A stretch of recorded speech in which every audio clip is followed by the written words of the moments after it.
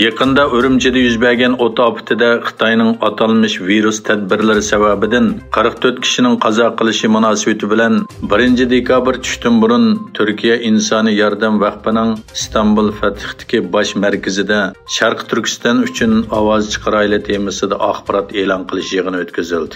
Mazkur bayonot e'lon qilish yig'ini Turkiya insoniy yordam vaqfining boshchiligi, Xalqaro Sharq Turkiston tashkilotlar birligi va Xalqaro ko'chmanlar huquqi jamiyatining hamkorligi bilan shakllandi. Bayonot e'lon qilish yig'iniga yana Urumchidagi o't ofatida hayotidan ayrilgan marhum Qambar Nisoxon Abdurahmonning o'g'li Muhammad bilan Sharofat qatnashdi.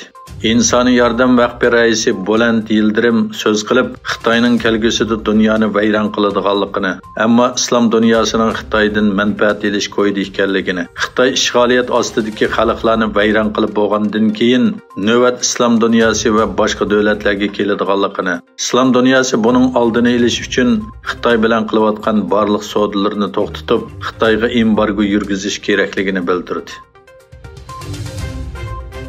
Amerika Davlat Majlisida muzokara qilinayotgan Uyg'urlar haqidagi qonun loyihalaridan Uyg'ur siyosiy qonun loyihasi 1 dekabr kuni tushdan keyin u yerga qarshi 407 ovoz bilan Amerika Avam palatasida mutlaq yuqori ovoz bilan ma'qullandi. Bu qonun loyihasini 2022 yil 7 aprel kuni Amerika Kengash palatasining a'zosi Marco Rubio, Avam palatasining a'zosi Yang Kim va Ami Bera qatorliqlar Amerika Davlat Majlisida tanishtirgan. Shuningdek, bu qonun loyihasi orqali Xitoy Kommunist partiyasi rahbarlik qilayotgan Xitoy hukumatining Uyg'urlarga qarata ijro qilayotgan turli ziyonkashliklarni cheklash hamda Uyg'urlarning navbatdagi ahvolining yaxshilanishiga turtki bo'lish nishon qilingan.